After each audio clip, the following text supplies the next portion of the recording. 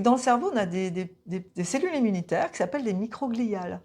Et ces microgliales, en fait, leur rôle, c'est un peu comme des éboueurs, en fait. Elles font le ménage dans le cerveau, c'est-à-dire quand il y a des cellules mortes, elles les mangent, quoi, en fait, tout simplement.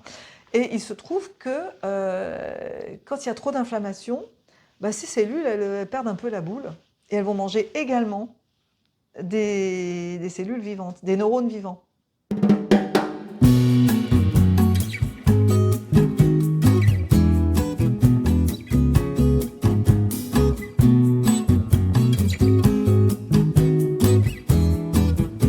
Bienvenue à tous pour cet épisode Bonjour à tous. 6. Donc je me trouve avec toujours Laurence, Laurence, naturopathe. naturopathe depuis 2019. Voilà. Et de mon côté, je suis Anatole, donc j'ai fondé une marque d'argile verte et je me reconvertis en tant qu'argilothérapeute. Et avec Laurence, on propose donc des petites émissions sur la nutrition, qui est un domaine forcément moi qui me passionne. Et puis toi, t'en as fait ton métier. C'est le cœur de mon métier, hein, en fait. Ouais. Il n'y a pas que ça, mais c'est un des outils qu'on Oui. utilise, on va dire. Si vous souhaitez voir les autres épisodes, il y en a 6 donc sur la chaîne, vous cliquez sur la chaîne et vous aurez une playlist avec les podcasts selon les sujets qui vous intéressent. Et n'hésitez pas à vous abonner pour avoir les prochaines informations du coup des futurs sujets. Donc aujourd'hui, on va parler un peu du sucre puisque on entend beaucoup ce terme ces derniers temps. Et on va voir dans un premier temps un peu le sucre, qu'est-ce que c'est rapidement, les mécanismes. Et par la suite, on va donner des solutions pour justement se défaire du sucre ou mieux lutter contre les phénomènes qu'il implique. Du coup, Laurence, le sucre, on entend plein de choses dessus. Ouais. Qu'est-ce que c'est? Est-ce que c'est que la poudre, entre guillemets, qu'on met dans les plats ou... Bien sûr que non, hein, c'est pas du tout le sucre qu'on va utiliser. Enfin, bien sûr, c'est le sucre qu'on utilise, ce qu'on appelle le sucre de table, hein, le saccharose. Mais c'est les confitures, c'est le miel, c'est les jus de fruits, c'est tout ça. Mais c'est aussi surtout tout ce qui est produit raffiné. Hein, quand on raffine un grain de blé, par exemple, on va enlever son enveloppe protectrice et là-dedans, tu as les fibres. Et quand tu enlèves les fibres, il ne reste plus que du sucre. Donc, voilà. Et c'est aussi tout le sucre qui est caché dans tous les aliments préparés, dans tout ce qui est industriel, raffiné, etc. C'est bourré de sucre. C'est bourré de sucre. Et souvent, d'ailleurs, pour les reconnaître, ils ont quand même un nom... Oula. Ils finissent souvent, Ouais, ils ont des termes. On en parlera en fin de podcast. On essaiera de vous donner des petites astuces pour essayer de décrypter. Mais je pense que là, il faut faire des hautes études maintenant pour décrypter les étiquettes des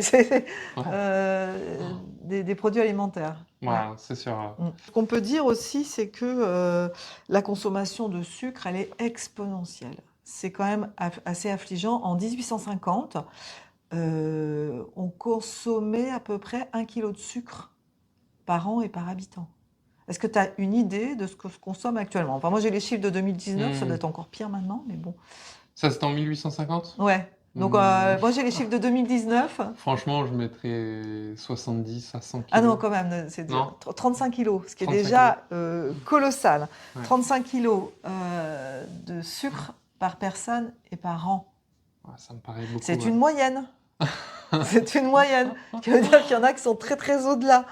Tu vois. C'est en France? En France. Ok. Aux États-Unis, c'est encore pire. Ah oui, aux États-Unis, ça c'est hallucinant. Donc c'est pour ça que c'est important qu'on traite le sujet, parce que le sucre est extrêmement inflammatoire. Hein. Et si jamais vous avez l'occasion, d'ailleurs, il y a un documentaire qui est sorti en 2018, je ne sais pas si on a entendu parler. Le mec, il s'appelle Morgan Damo. Okay. Et il a fait un film, moi je l'ai vu au cinéma, hein, c'était sorti sur les grands écrans, qui s'appelle Sugarland.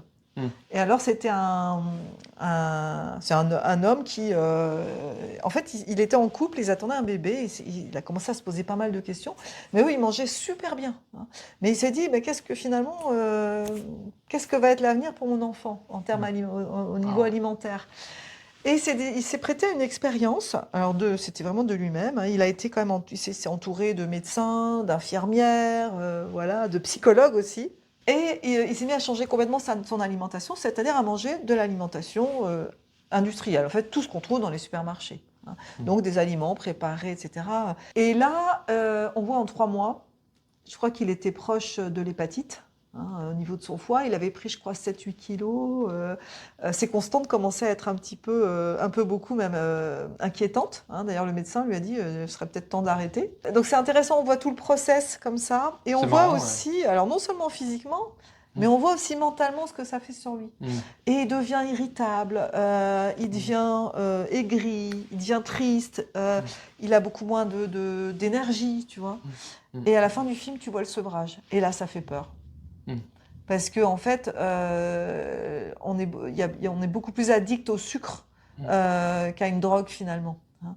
D'ailleurs, il y a eu des expériences menées sur les souris où tu mets, je sais plus, je crois que c'est de la cocaïne dans un petit tuyau, dans une cage, et tu mets du sucre dans l'autre. Et ben la souris, elle va vers quoi? Elle va vers le sucre. Ouais. Déjà, quand tu as dit le terme sevrage, ça en dit long, je trouve, sur l'aliment, quoi. Et c'est très difficile. Là, on pourra aussi donner des petits conseils. Moi, je donne souvent des conseils aux personnes qui viennent me voir en cabinet pour faire un sevrage, mais le sevrage, il faut toujours qu'il soit très doux, hein. Dans le film, on voit, il souffre.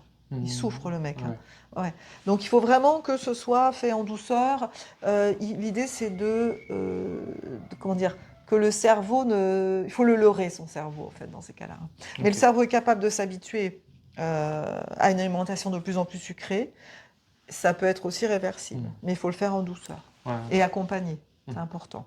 Ouais. Toi, déjà, à titre de naturopathe, tu peux aider les gens à se défaire un peu progressivement? Oui, bien sûr. Oui, bien sûr. Alors après, c'est pareil, je vais m'adapter selon les profils, hein. Tu as des gens qui sont capables d'aller très vite, d'autres beaucoup plus doucement. Tout dépend des habitudes qui ont été prises, du tempérament de la personne, de sa volonté. Il y a plein de paramètres. Ouais, c'est comme d'habitude, on adapte en fonction de l'individu. Tout à fait. Ouais. Du coup, qu'est-ce qu'on entend par sucre? Alors, il y a des sucres, les sucres, il y a des sucres simples, il y a des sucres complexes. Alors, les sucres simples, c'est toujours en hausse, tu vois, le glucose, le fructose, le saccharose, le lactose, qui est le sucre du lait, hein. Dans notre précédent podcast, on a parlé du lait. Il y a le galactose aussi, voilà. Donc ça, c'est des sucres simples. Et puis, tu as aussi des sucres qui sont beaucoup plus complexes, comme tu as tout ce qui est fibres, hein. Et puis, tu as les amidons. Donc, il vaut mieux aller vers tout ce qui est fibre et amidon que les sucres simples. Ok. Du coup, d'un point de vue de l'organisme, quand on ingère du sucre, une fois que j'ai pris ma pomme ou, je sais pas moi, un gâteau, qu'est-ce qui se passe un petit peu dans le corps? Eh bien, quand le corps se rend compte, le cerveau se rend compte qu'il y a du sucre qui arrive, il va synthétiser ce qu'on appelle l'insuline.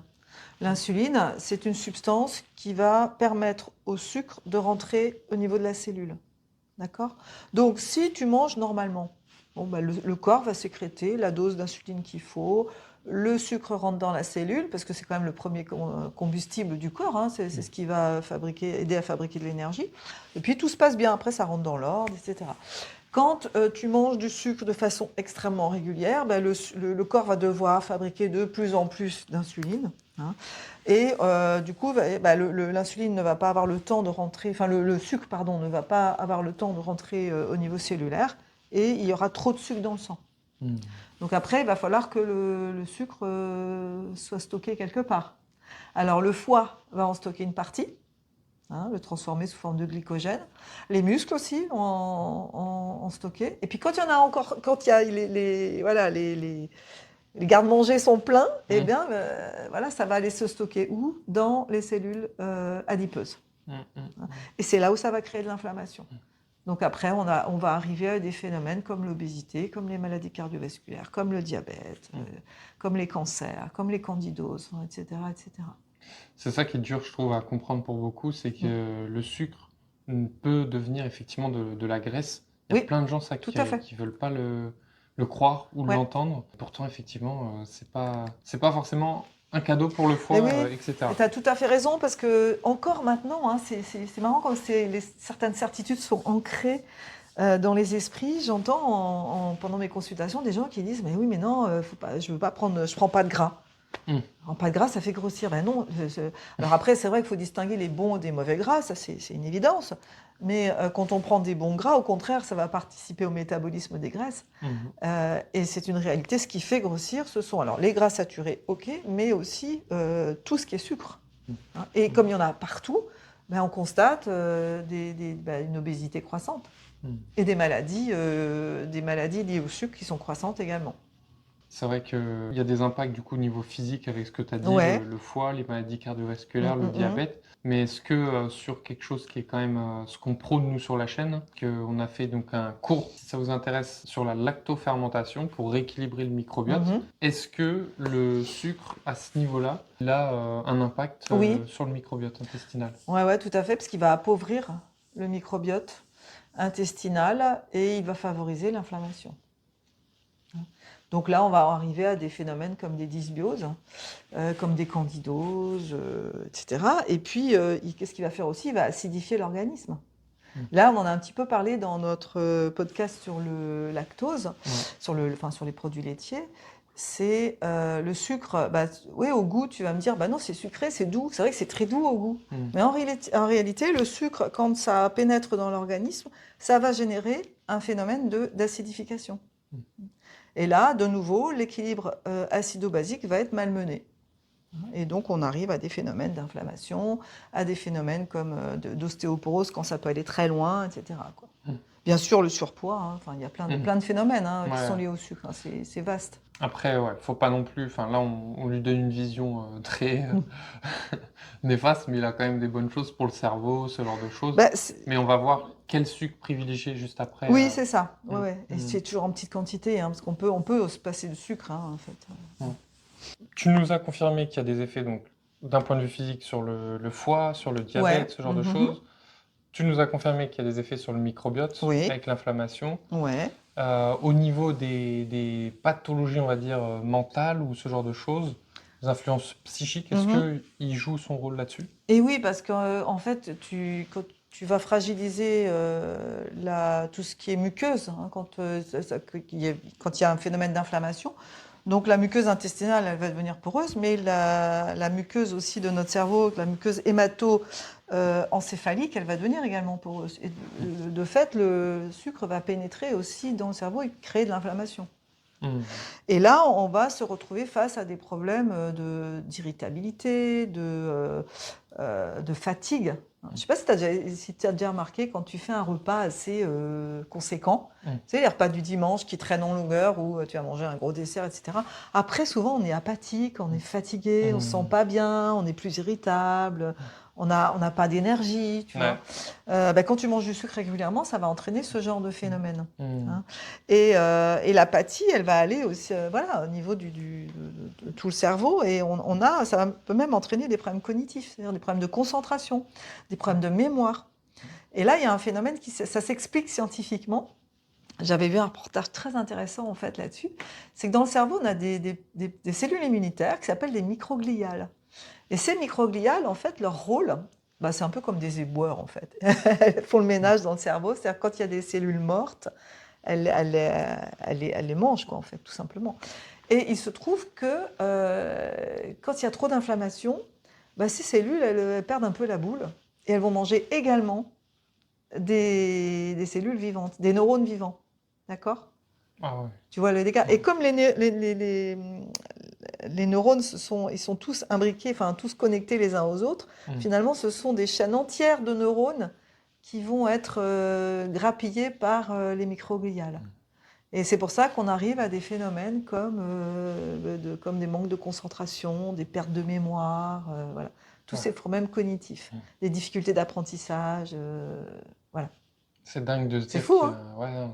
C'est fou. Ah ouais. Et ça me fait encore plus disjoncter, entre guillemets, de me dire qu'il est aussi accessible, on va dire. Tu vois, il est au-delà d'accessible, il y en a partout. moi, mon travail, laisse tomber, les gens, j'avais des collègues à 10h, il y avait déjà 3 canettes qui étaient bues, les machines, les canettes, il y en a partout, en fait. Oui, dans les entreprises, il y en a partout. Il y en a partout. Il y en a même eu dans les écoles à un moment. Je crois qu'ils les ont retirés, ouais. mais c'est un truc de fou, quoi. Ouais. Je sais pas si tu as remarqué, mais dans la rue, les gens, ils mangent toute la journée. Ouais. Ils mangent de tout, toute la journée, debout, parce qu'on ne prend même plus le temps de s'asseoir, et ça grignote tout le temps. Donc en plus, tu n'as jamais un estomac au repos, etc. Et c'est du sucre. Hein. C'est vrai qu'il est vraiment un poison un peu banalisé. C'est un vrai poison. Et malheureusement, il y en a partout. Et moi, je vois à Lille, les magasins qui marchent, ce sont les magasins qui vendent du sucre. Je ne vais pas citer de marque, mais récemment, il y a un magasin qui vend des bonbons qui a ouvert, il fait le plein. Toutes quand tu vas acheter des crêpes, des gaufres, des cookies, c'est plein, ça déborde. Ça doit être dur, Ça- la vie de naturopathe. Quand tu es Et naturopathe et que pourtant, tu on te n'est pas promets. triste. Non, vous n'êtes pas triste, mais en fait, plus tu sais de choses, plus j'ai l'impression que tu vas être malheureux. Ah, non, pas du tout, parce qu'il y a tellement de belles solutions. Et au contraire, être en santé, ça rend heureux. Ah oui, oui, oui, oui, oui. Moi, j'ai jamais été aussi bien dans ma vie que depuis que j'ai opéré toutes ces réformes. Parce que tu es bien dans ta tête, tu es bien Oui. dans ton corps, tu vois, tu fais du sport, tu Mm. gères tes émotions, voilà, ça va quand même beaucoup mieux, quoi. Et Ouais. puis, il y a tellement matière à se faire plaisir en mangeant. Oui, oui, oui. Sainement. Moi, je Ouais. me fais plaisir tous les jours. Tu sais, moi, je suis une très bonne vivante. Hein. Mm. Donc, tu me feras pas manger des carottes Vichy, des trucs sans saveur. C'est même pas la peine, quoi. Il y a matière à se faire réellement plaisir en cuisinant sain. On peut tout à fait associer les deux. Il faut arrêter ces idées. Tu vois, il y a plein d'idées reçues. En fait, moi, il y a des gens. J'ai une copine. Des fois, elle me dit, mais une fois, elle arrive chez moi, elle ouvre mon frigidaire. Elle me dit, je veux voir le frigidaire du naturopathe. Je suis sûre qu'il y a plein de graines. Ouais. Et les gens, ils ont des idées des fois un peu baroques, quoi. Faut un peu Non, c'est arrêter, sûr, quoi. il y a moyen de, comme tu dis, Mais de se faire plaisir. évidemment, Mais évidemment. je trouve qu'en société, quand tu connais un peu la nutrition, etc., Ouais, ah ouais. tu vas souffrir, entre guillemets, Ah de oui, voir oui, que oui. finalement, il y a des frites à 15h, 16h, Ouais, c'est ouais, ouvert. Il y a des sodas accessibles à ouais, portée de main. Et ouais. dans les bars aussi, on nous propose jamais de smoothie. Il Ouais, y a c'est ça, rarement du ouais. sans lait et tout. Enfin, Ouais, ouais, ouais. c'est Mais t'as raison, pas c'est une toujours évident. souffrance dans le sens où des fois, t'as envie de leur dire aux gens, mais vous n'êtes pas conscients de ce qui se passe, quoi. Voilà, ouvrez les yeux. Ouvrez les yeux.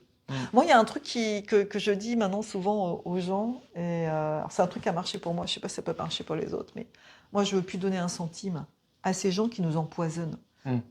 Parce que finalement, ils n'ont aucun souci de notre bien-être. Tu vois, toute l'industrie agroalimentaire. L'agroalimentaire. Leur seul souci, c'est le profit. Ben, moi, je ne veux pas leur donner un centime. Donc, rien que pour ça, moi, si ça peut être une motivation pour certains, je sais que pour moi, ça marche bien, quoi. Bon, on a fait un petit peu un état des lieux donc des dangers, entre guillemets, de surconsommer du sucre. On va voir un petit peu des pistes pour essayer de s'en défaire ou justement comment faire en sorte de diminuer tous ces processus. Ouais. Voilà. Alors là aussi, c'est du pur bon sens. Il faut, rappelez-vous comment mangeaient vos grands-parents, vos arrière-grands-parents. Il suffit de cuisiner. Et cuisiner quoi? Des produits frais. Hein. Donc la nature a produit pour nous des fruits et des légumes. Elle a produit des oléagineux. Pourquoi on s'en sert pas? Hein, voilà.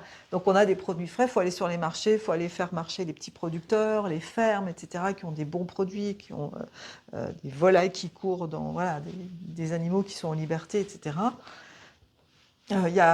Faut repartir vers une cuisine méditerranéenne de bon sens.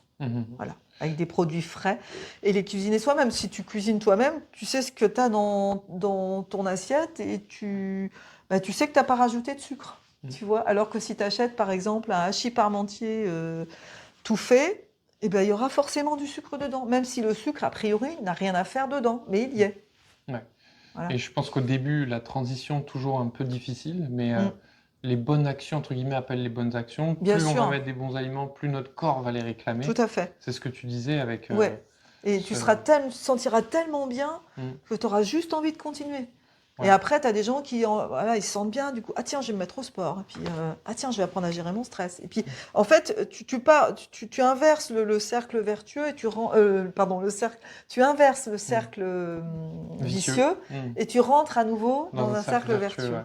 Et je pense qu'il y a le temps aussi de laisser le temps au microbiote de se rééquilibrer. Ah oui, ça ne se fait pas non plus du jour au lendemain. Hein. Pour l'avoir vécu, des rééquilibrages avec des programmes candidose, etc., c'est vrai qu'il y a une phase où tes mauvaises bactéries sont en train de mourir, tu as des appels de sucre, mais de malades, des compulsions alimentaires.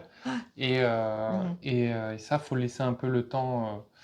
Un peu comme Bon, la comparaison n'est pas forcément bonne, mais une femme enceinte, des fois, elle a des comportements qu'elle ne comprend pas. Enfin, elle a des crises, des envies de se jeter sur un aliment.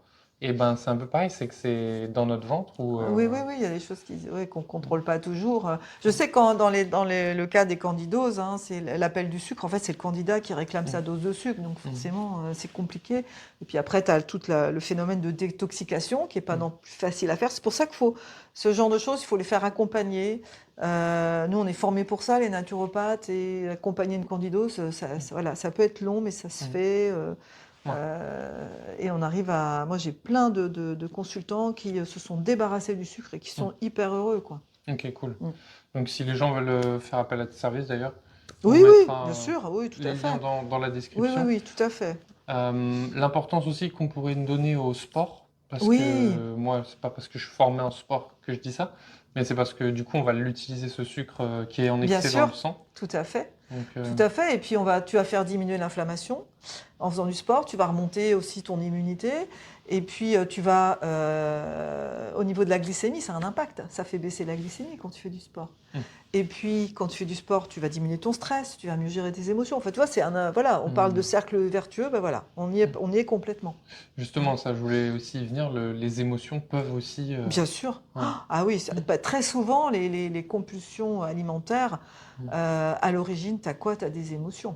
Hein. Donc, ça va faire partie aussi du processus, c'est de faire comprendre à la personne qui vient te voir quelles sont les origines de ces compulsions sucrées. J'aurais dit tristesse et ennui, peut-être, non? Alors l'ennui, tu as tout à fait raison, l'ennui, ça fait partie d'une des causes les plus importantes à l'origine des compulsions. Après, tu peux avoir toutes sortes d'émotions, tu peux avoir la colère, tu peux avoir la peur, tu peux avoir la tristesse, tu peux avoir des manques affectifs. Enfin, voilà. L'idée, c'est d'aller comprendre. C'est pour ça qu'une consultation de naturopathie, c'est long d'ailleurs, parce que on va essayer de comprendre qu'est-ce qui se passe derrière, quels sont les mécanismes qui ont été mis en place. Et là, on va proposer à la personne différentes techniques ou différents compléments alimentaires qui vont pouvoir l'aider. Mais en technique, par exemple, tu peux avoir des techniques, par exemple, comme l'EFT, qui vont apprendre à la personne à gérer ses émotions. Moi, ça, c'est une technique que je pratique notamment. Après, tu as des techniques qui vont être plutôt pratiquées par des psychologues ou des psychiatres. C'est le MDR. Quand il y a un traumatisme à l'origine, tu peux avoir la sophrologie, l'hypnose, tu vois, qui vont induire aussi pas mal de choses. Voilà, il y a plein de techniques qui vont aider, qui vont être des supports intéressants pour aider à comprendre la cause, parce qu'en naturopathie encore, on agit, je le répète régulièrement, mais on agit sur la cause et souvent sur les causes, parce que c'est souvent multifactoriel. Voilà. Au niveau concret, par quoi on peut remplacer du sucre? Alors, au niveau concret, moi, ce que je propose, c'est une solution très simple. Parce que, comme je te disais tout à l'heure, il ne faut pas aller trop vite, il faut aller très doucement. Donc, ce qu'il faut, c'est leurrer ton cerveau. Il ne faut pas qu'il s'en rende compte. Donc, il faut y aller doucement. Alors, dans ces cas-là, ce que je propose aux gens, c'est d'oublier déjà le sucre raffiné. Parce que le sucre raffiné, c'est hyper acidifiant. Déjà, on commence par changer de sucre. On va vers un sucre complet. D'accord ? Le sucre complet, il contient des minéraux. Il a conservé tous ces minéraux. D'accord ? Et le fait qu'il ait conservé ces minéraux, eh bien, il n'y aura pas cette acidité déjà. Donc, on est déjà en progrès. Et le sucre complet, il n'existe pas en carré. Tu vois, il est toujours en poudre. Donc, ce qu'on va faire, c'est progressivement, très progressivement, diminuer la quantité de sucre. C'est-à-dire qu'au début, tu prends une cuillère bien bombée. Tous les jours, tu vas enlever 1 ou 2 grains, tu vois, mais c'est vraiment minime. Mais il faut le faire gentiment, tu vois. Et progressivement pour arriver à une cuillère qui va être rase, et puis par une demi-cuillère, etc. Ça va prendre le temps que ça prendra, c'est pas grave. Mais l'idée, c'est de se désintoxiquer progressivement. Donc ça, c'est vraiment... moi, c'est une technique qui est toute bête, mais qui fonctionne bien. Parce qu'il y a des gens qui vont me dire « Ah oui, mais je peux prendre du miel. » Ah, mais oui, mais tout ça, c'est du sucre. Et le miel aussi est très acidifiant. Donc, tu peux remplacer... C'est un principe qu'on retrouve vraiment... Et l'idée, c'est pas de remplacer par autre chose, parce que il y aura toujours l'envie du sucre qui sera là. Tu vois, c'est comme, par exemple, les gens qui vont prendre un Coca zéro à la place d'un vrai Coca. Ça n'a aucun sens. Ça marche pas. Parce que dans ton cerveau, il voit qu'il y a du sucre qui arrive. Bah, ça Donc, fait ce que tu disais, chercher la cause et supprimer là. Au final, là, on voilà. l'a pas vraiment. L'idée, c'est vraiment de trouver des solutions pour se débarrasser Mm. du sucre. Encore une fois, on n'en a pas besoin. On va revenir à nos grands-parents, dont je parle souvent, ou nos arrière-grands-parents.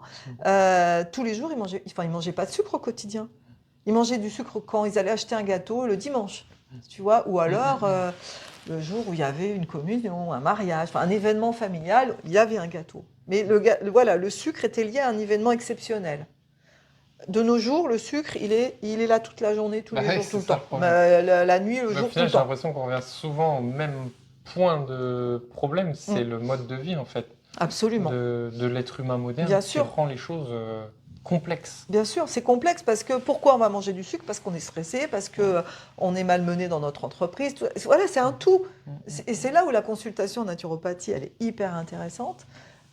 C'est qu'on travaille de façon très globale et on essaie de comprendre, d'aller tirer les fils, tu vois, d'arriver progressivement à comprendre ce qui a mené l'individu à ce besoin impérieux de manger du sucre.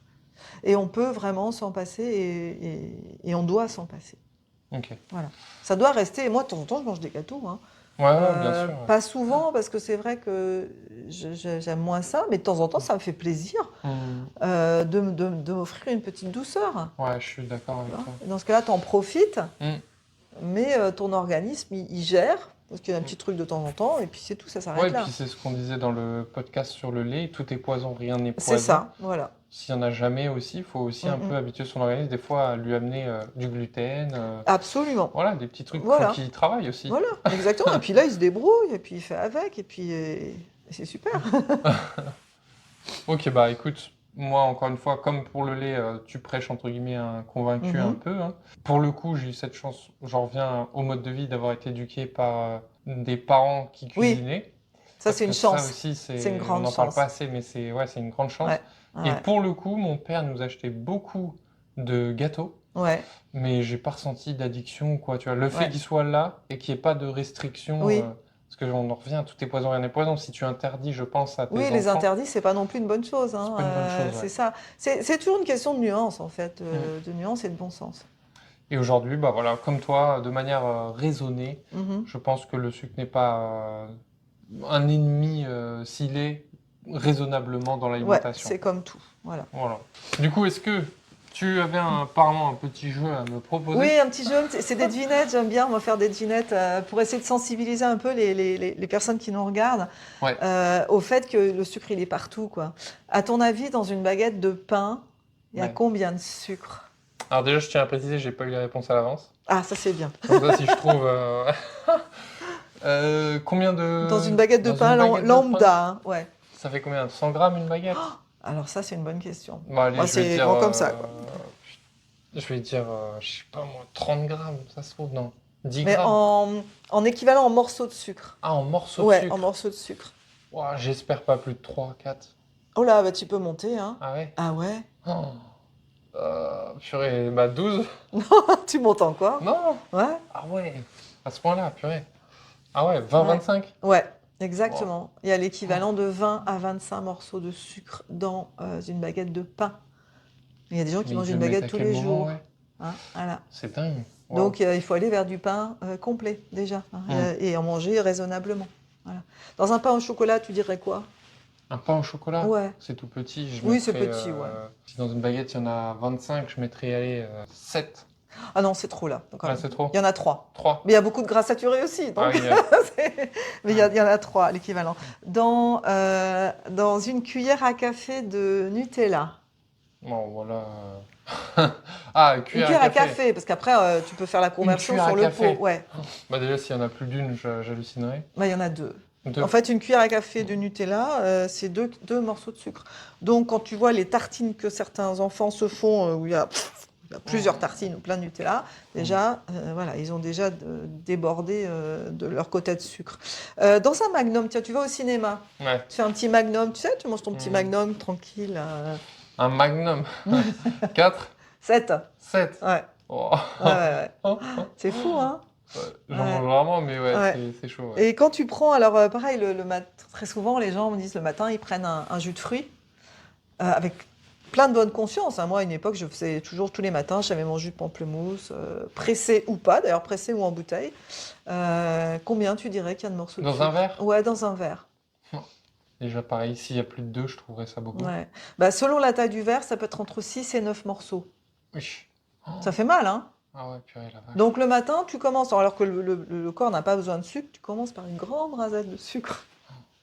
Donc tu vois, voilà, tout est comme ça. Et dans une mousse au chocolat que tu vas acheter là pour te faire un petit dessert sympa. 3, 5. 5. Ouais. Mmh. Voilà, c'est un petit jeu Ouais, comme ouais, ça. C'est pour sensibiliser les gens. Mmh. Voilà, il y en a absolument partout. Et il y en a dans les conserves, et il y en a dans les plats préparés, il y en a partout. Il y en a même dans les sardines. Moi, j'étais scotchée quand j'ai démarré mes études, et c'est vrai. Tu achètes des sardines à partir du moment là où il y a une sauce, tu vois, où il y a une sauce moutarde, où il y a du citron, ok. bah, pour cacher un peu l'acidité, il y a du sucre. Ok, ouais, moi je les prends que dans de l'huile Oui, d'olive. voilà, faut les prendre à C'est un l'huile. Ouais. naturopathe qui m'avait Voilà. justement dit ça. Ouais, tu sais pourquoi? Non. Pour conserver les oméga 3. Oui, pour les Voilà. oméga 3. Ah ok, l'huile Ouais. d'olive Ouais, une riche en demi- oméga 3 ouais, aide. ouais. Ok. Non, ça conserve bien les oméga 3. Ah ok, Voilà, ok. faut éviter. C'est mieux que de les prendre au naturel. Ok. Voilà. Bon, bah, on va éviter de Hein, manger ça tout fait ça. mal.